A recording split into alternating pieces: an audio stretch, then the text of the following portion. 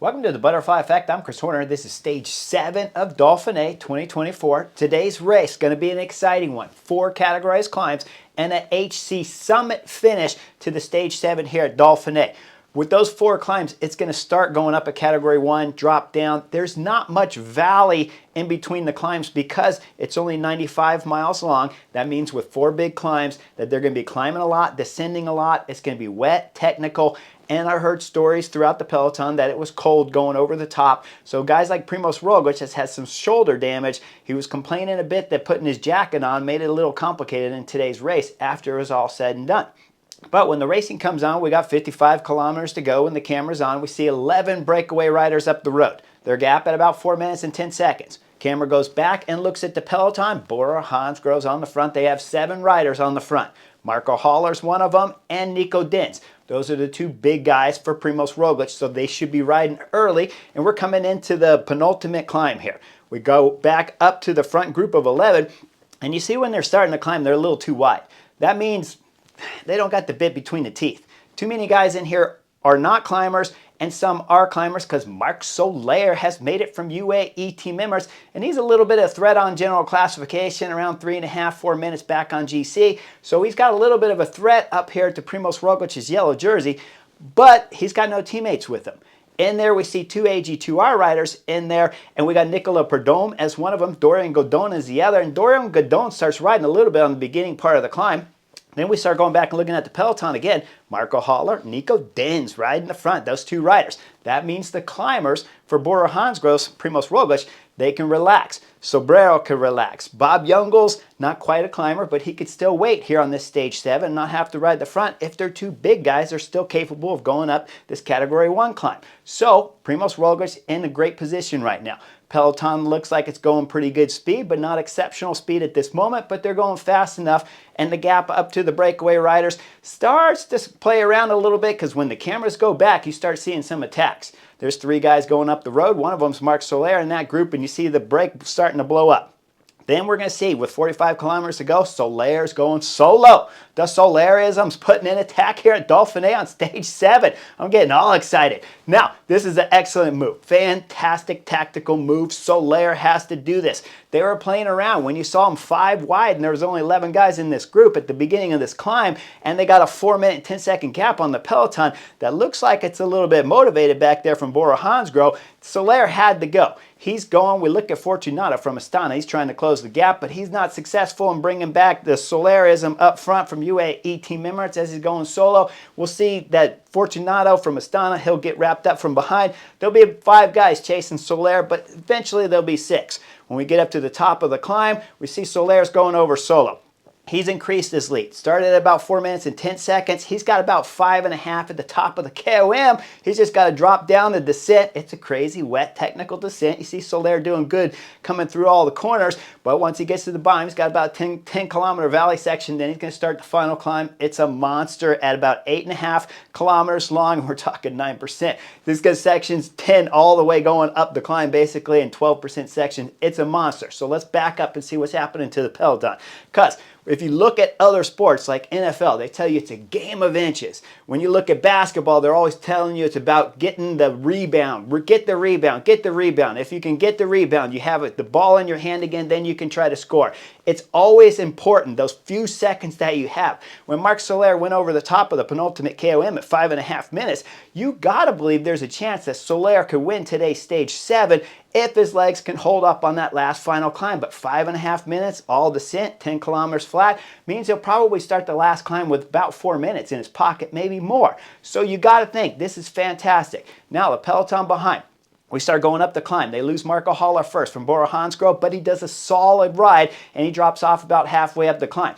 Now it's time for Nico Dens to get on the front. Nico Dens got the Peloton going strong, but as I told you, Soler just kept extending his gap going up this climb because Soler's a climber. Nico Dens is not. Now it's time for Bob Jungels to get on the front, and he's got the Peloton strung out with under 2 kilometers to go on the penultimate climb. Then we see Nico Dens coming off the back of the Peloton there with Bob Jungels has it strung out single file. The Peloton's going fast, but guess what? Bob Jungels still isn't making time into Soler because I told you he gained time going up that climb. You're like, Chris, why are you wasting so much time on this penultimate climb here with 45 and 40 kilometers to go? Hold on, I'll get to you. You know there's a reason for it. Well, Peloton goes over the top, like I said, 5.5 minute gap there to Soler. So he gained the whole time on all the Bora Hansgrohe riders. And there's only Bob Jungels on the front of the Peloton. Guys, they can't run Matteo Sobrero because he's one of the climbers. They need him for the last climb. They can't run Jai Hindley. It's the same reason. They can't run Vlasov because he's the main lieutenant to Primož Roglič, so they have to save him. That means Bob Jungels has to do 2 kilometers up the penultimate climb, down the descent, and all the way through the valley. And if you're running a perfect strategy here from Bora Hansgrohe, you don't worry about the stage. You just keep Bob Jungels riding the front. You come into the last climb, and Primož Roglič has 3 lieutenants to look after him going up 8.5 kilometers. Easy peasy, nice and squeezy, right? Well, I told you, Nico Dins got dropped. Now we start going down the backside. We're going to see that there's a mechanical, and Sivakov UAE team members has to switch bikes with Igor Arieta. You're like, what does this have to do with it? He's not even high up on the general classification. Well, he's not high up on the general classification, but he's still sitting 11th, 12th, something around that period. And we see him switch bikes. Now he's chasing full gas. As Sivakov's chasing full gas, he's coming into the cars. His teammate, we see there, Niels Paulette drops back for him, and they wrap up Nico Dins. I'm sitting on the Chesterfield. I'm like, oh no. Tell me you did not just do what you're doing right now, UAE Team Emirates. You guys sitting on Chesterfield, you're like, what are you talking about, Chris? You know I got something for you. As we see the 2 UAE Team Emirates with Niels Paulette pulling full gas and Nico Dins sitting on, what do you think's going to happen with 14 kilometers to go when the 2 UAE Team Emirates rider catch the back of the Peloton? Well, Nico Dins is going to go to the front, right? They catch at 14 kilometers. Nico Dins is at the front at 13.8.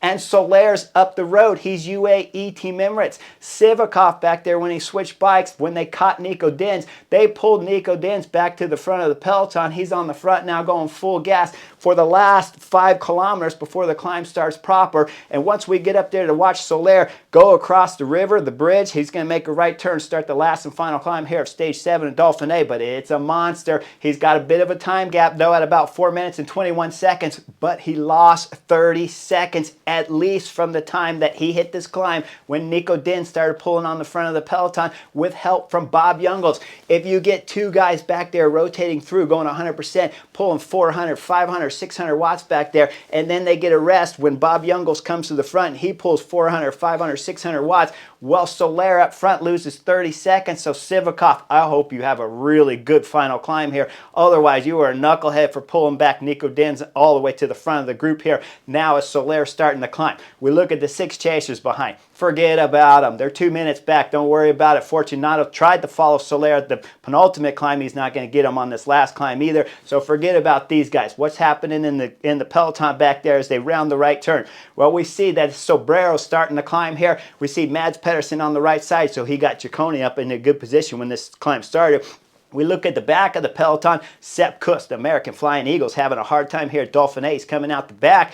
Then we go back up to the front. We see Sobrero's pulling full gas. Look at the sign over there on the left, the hazard sign right there. What's that mean? Why are you bringing this up? Well, Remco Evenepoel's at the back of this group. He's struggling a little bit. Sobrero's at the front. He's drilling it as hard as he can. Then we're going to see Sobrero drop off the front of the group. It's time for Jai Hindley to go to work. As Jai Hindley's going to work, look at Sobrero at the back of the Peloton. He looks over, sees Remco Evenepoel there. Once he sees Remco Evenepoel, what does he do? Of course, he hops on the radio. He's chatting up to Primož Roglič saying, hey, Remco Evenepoel's back here. He's getting dropped. This is second on the general classification. Under 20 minutes back on, under 20 seconds back on Primož Roglič. So if you get a gap on him, you can extend it and all of a sudden get a comfortable lead going into the last final stage here at Dauphiné on tomorrow's stage. If you can drop Remco Evenepoel right now, well, Landa's up there and he's still at the back of the group. For some reason, Landa doesn't decide to wait for Remco Evenepoel. I'm okay with this if he's got the legs to win, but you better have the legs to win. And once we start getting Jai Hindley on the front, guess who gets popped with 7 kilometers to go? Made a whole 1.5 kilometers up this climb. Sivakov's getting popped from UAE Team Emirates. They rode all the way back, brought Nico Dins on the front of the group.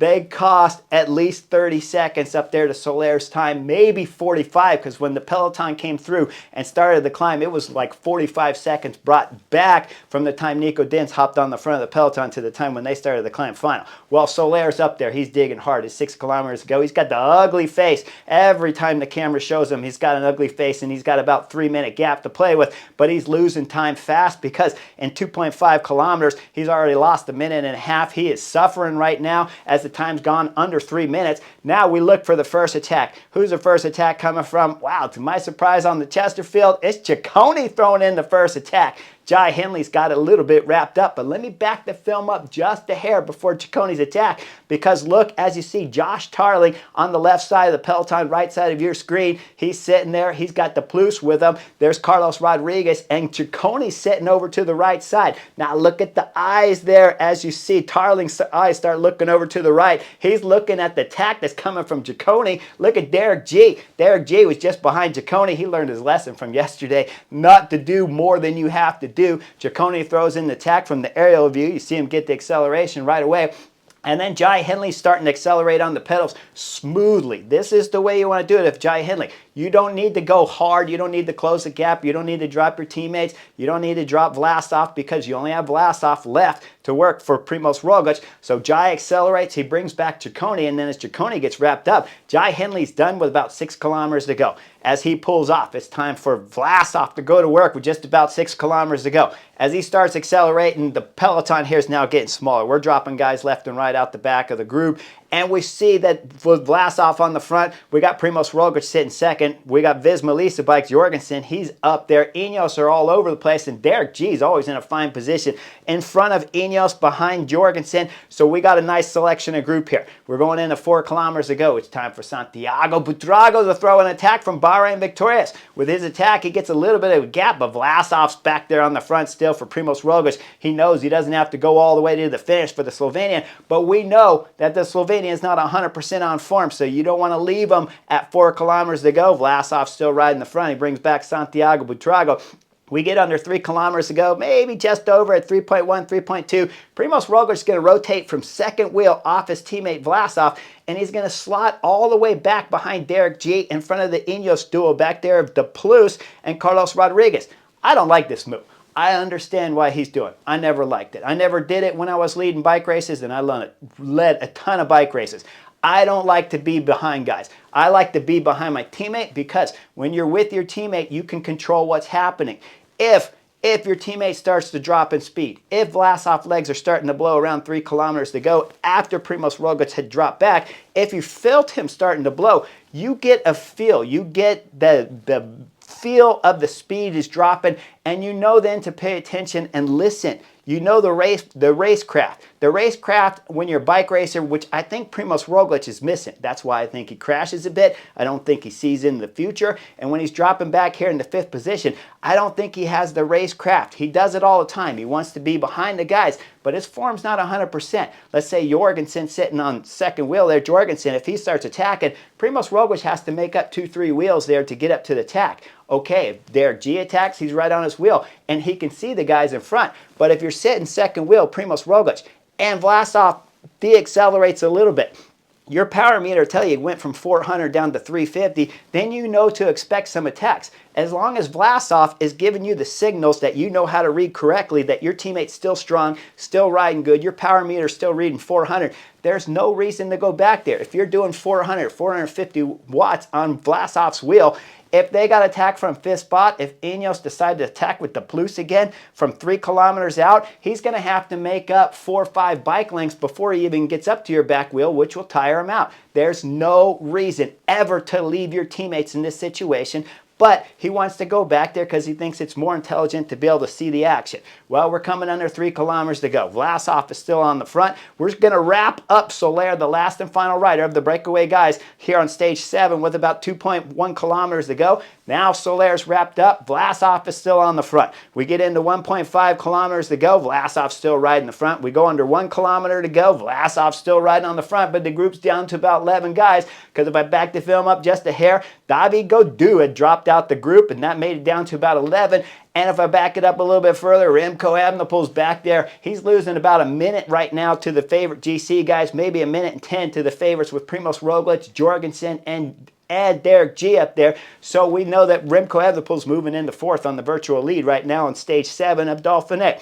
Now up front, we're going into about 800 meters to go. This is the time for Santiago Buitrago to throw in his next attack. With that attack, he's got Lezcano. Lezcano from Movistar is having a fine stage 7 here as he covers the attack there from Santiago Buitrago right away. We see behind, though, Jorgensen was not messing around. He went around the left. He's closing it up, too. Vlasov's coming out the back. De Plus is getting dropped with Vlasov. Carlos Rodriguez is still locked in there. We got about 8 riders in the front group. Then Lezcano throws in an attack with about 600 meters to go. With this attack, Jorgensen has to follow it right away, and everybody's coming around Santiago Buitrago, who's starting to blow there from Bahrain Victorious. Lezcano's going to go into about 250 meters to go. Then it's time for Primož Roglič to go to work because, well, it's 250 meters to go, and the Slovenian's wearing the race leader's yellow jersey. He's attacking up the left side. Once he starts his attack, he hasn't quite reached the front of the group, and Jorgensen starts his attack just a little bit, half a bike length in front of Primož Roglič, who started his attack first. But as Primož Roglič is carrying more speed, he pulls in front of there Jorgensen. Jorgensen pulls behind the Slovenian with 150 meters to go. Everyone else back there, Ciccone, Derek G, they're all suffering. Lezcano's behind there with Derek G with 100 meters to go. Jorgensen starts to close back up onto the back wheel there from Primož Roglič, and then Primož Roglič throws in one more hard acceleration with about 75 meters to go as they go into the left bend. Primož Roglič accelerates, gets a little more gap, then he's going to sit up at the finish, look over his shoulder, realize he doesn't have time to celebrate because the American Jorgensen is coming hot back up on his wheel, but not fast enough. So the Slovenian Primož Roglič will win back-to-back stages here at Dauphiné. He'll keep the race leader's yellow jersey. The American Jorgensen will get second on the stage. Ciccone will get third. Derek G comes through on the wheel of Lezcano there for fifth. Lezcano getting fourth.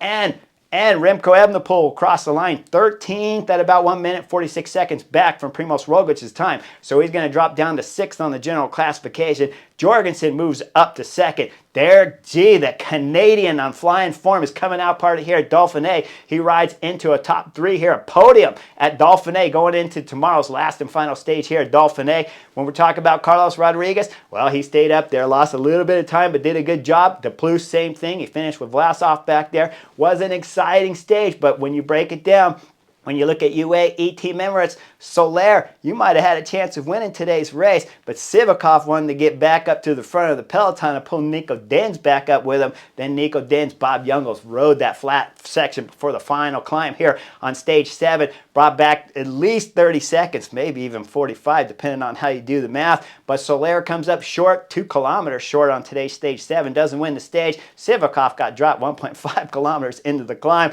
after pulling Nico Denz back up to the front of the group from Bora Hansgrohe. Guys, you don't need a crystal ball to be able to know that once Nico Denz got dropped with under 2 kilometers to go on the penultimate climb, you know if he can get back up to the front group, he's going to drill it 100%. But you know if he doesn't get back up to the front group, maybe Bob Jungels and maybe Primož Roglič says, okay, the gap's a little bit too far up to Soler. We don't need to sell out on this last climb. Let's just protect the race leader's yellow jersey. Instead, after the work Nico Denz did and Bob Jungels on the flat section, you know Bora Hansgrohe's Primož Roglič is like, okay, we're in it to win it, so let's go ahead and do it. They did. UAE team members came up deuces on today's stage 7. Make sure you guys like and subscribe. It's the last and final stage tomorrow for stage 8 at Dauphiné. I'll see you guys real soon for the butterfly effect.